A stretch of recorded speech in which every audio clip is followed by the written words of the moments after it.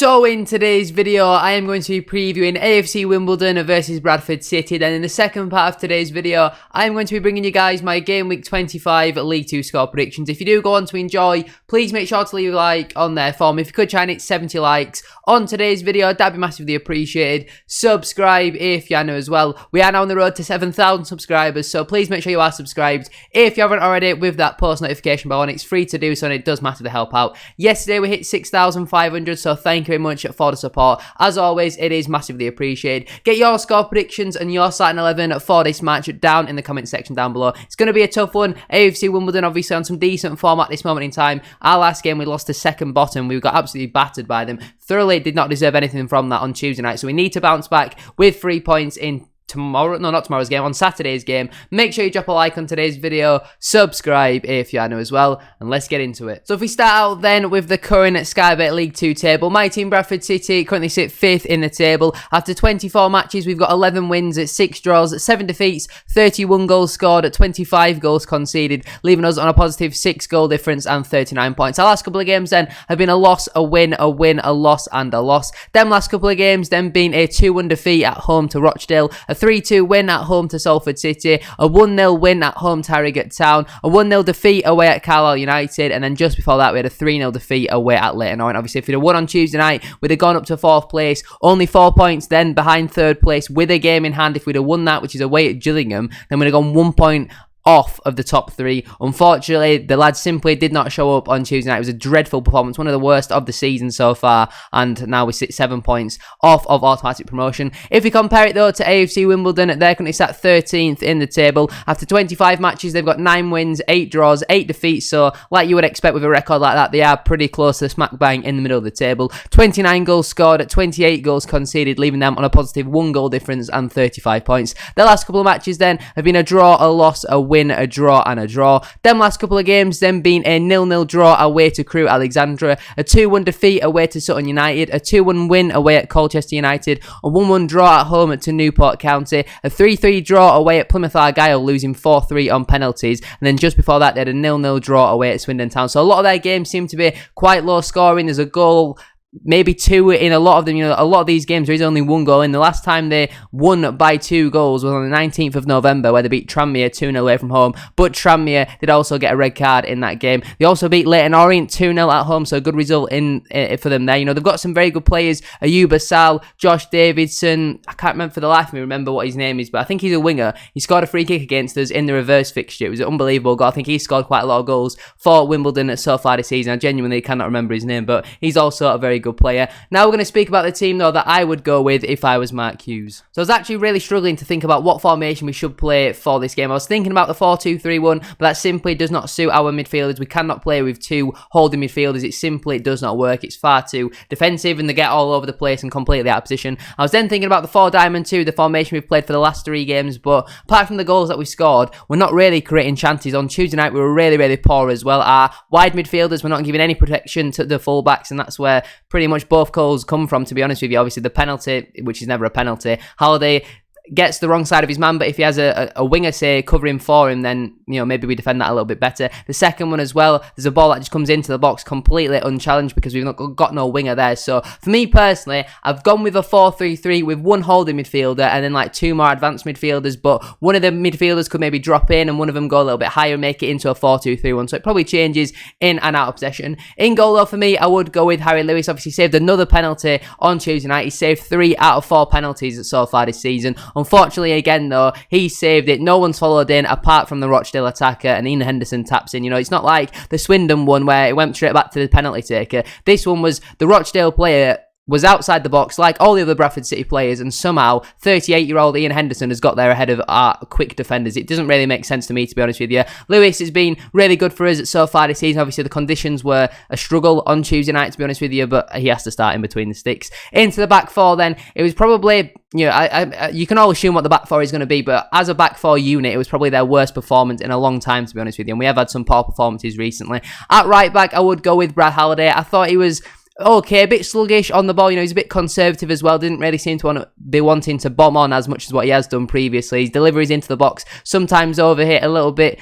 Just a bit of an off game for Brad Halliday, to be honest with you. But I thought out of all the back 4, he was still he's still putting a decent performance. Into the two centre-backs then. Firstly, Matty Platt, I thought he was really, really poor on Tuesday night. Got absolutely bullied by Devante Rodney. He was struggling to play out from the back, and we've not really seen a good performance from Matty Platt in a number of months now, I would say, to be honest with you. He has been quite shaky, so potentially if he has another poor game here against Wimbledon, or he's poor against Carlisle, you might look to freshen things up, but I don't think Songo or Adesina, from what I've seen, are really better than him. At this moment in time, though, he is having a bit of a dip in form, to be honest with you. Partnering him, I would go with Romany Critchlow. Again, I don't think it was his best performance on Tuesday night, but wasn't his worst performance, to be honest with you. He was just kind of an average performance from Romany Critchlow. We know the performances that we can get out of him, so we need to see him get back to his best in this match.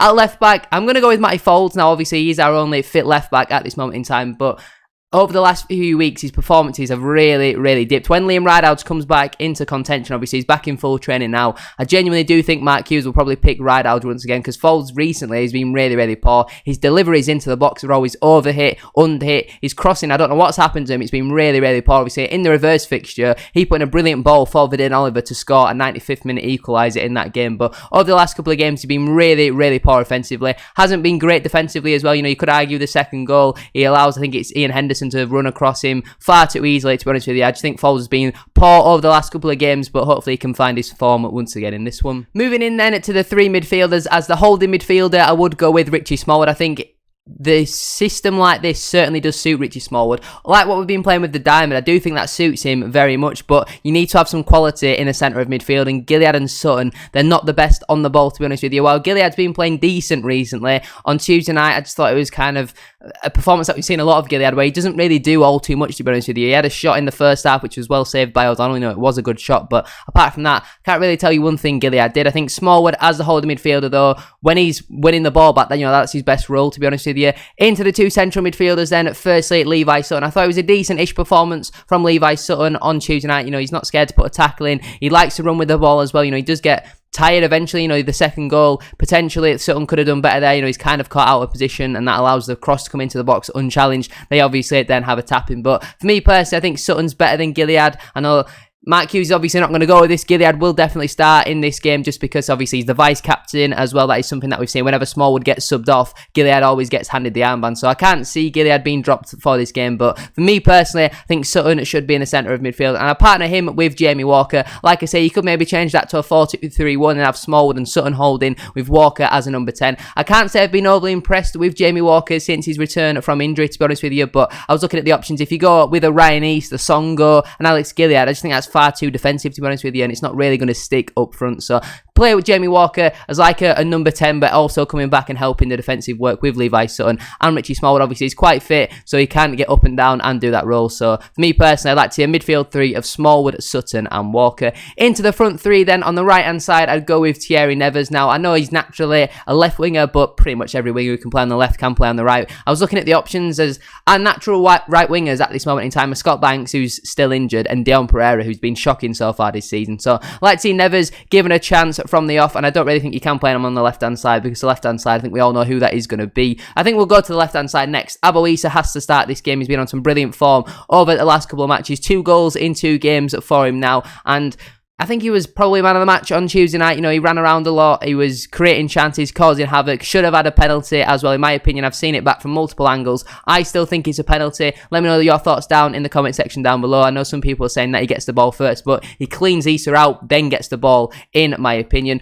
Up front, I know this is something that has caused a lot of debate on social media over the last couple of matches, especially after Tuesday night. I'd personally go with Vidin Oliver. I think the play that he brings overall is much better than Andy Cook's. Now, a lot of people are saying, well, Andy Cook brings goals. Name me a chance that Vidin Oliver missed on Tuesday night. If he's not getting the service, how is he meant to score goals? Just like Andy Cook, when he wasn't getting service, I think he scored, 3 goals in his last 13, 14 matches. While some of these appearances have been off the bench, I think if you are going to bring Andy Cook on and we're losing or drawing, it needs to be after 60, 65 minutes, not wait until the 85th minute to bring Andy Cook on. You know, Mark Hughes has to take a lot of the blame on Tuesday night for waiting so long to change it and giving the subs barely any time, to be honest with you. Let me know your thoughts down in the comment section down below. Should Oliver start? Should Andy Cook start? On the bench then for me, that I'd leave Colin Doyle, Jan Songo, Ryan East, Jake Young, who we've still not seen. I've no idea where Jake Young is. Still our second top goal scorer, and he has not played a minute since September.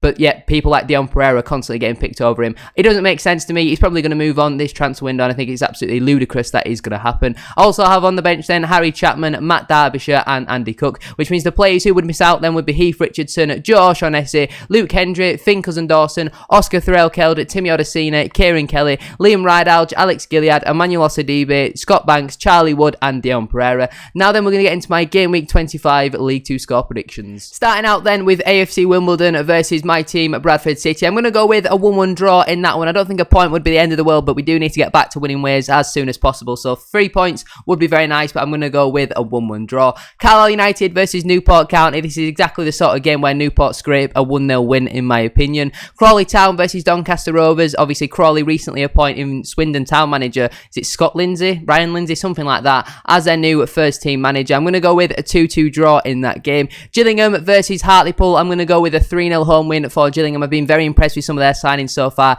Tim Dieng from Exeter, I think that's an absolutely unbelievable signing, to be honest with you. I think they're going to absolutely batter Hartlepool 3-0 in my opinion. Harrogate Town versus Stevenage FC. Obviously, Stevenage coming back off of a brilliant 2-1 win away at Aston Villa, scoring in the 88th and the 90th minute. I'm going to go with a 2-0 away win for Steve Evans' side. Leyton Orient versus Barrow AFC. I'm going to go with a 2-0 home win for Orient in that game. Mansfield Town versus Crewe Alexandra. I'm going to go with a 2-1 home win for Mansfield in that one. Rochdale AFC versus Colchester United. Again, I've been fairly impressed with Colchester's signing. So signing Matt Jay again from Exeter, I think that is a very good signing in my opinion. I'm going to go with a 2-0 away win for Colchester. As much as obviously Rochdale will be buzzing after Tuesday night's win, they were absolutely shocking, to be honest with you. They just kind of outworked us really, and they had no real quality apart from a couple tap-ins really from Ian Henderson, and that's not me being salty, that's me being really realistic. I think Colchester comfortably win that game 2-0. Salford City versus Sutton United. I'm going to go with a 2-1 away win for Sutton in that game. I've been very impressed with some of their recruits so far this transfer window. David Jajaboyi on a half-season loan from Peterborough United. Lee Angle as well on a permanent transfer from my team, Bradford City. My thoughts on that departure went out yesterday at 4 o'clock, so make sure you go check that out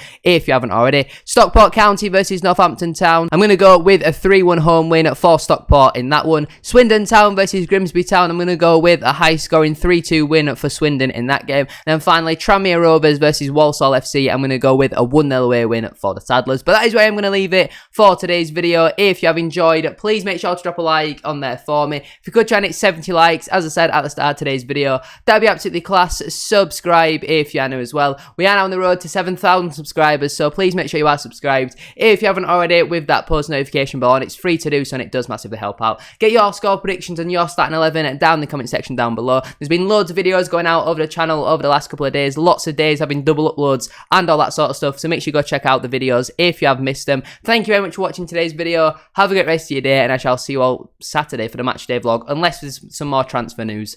Peace.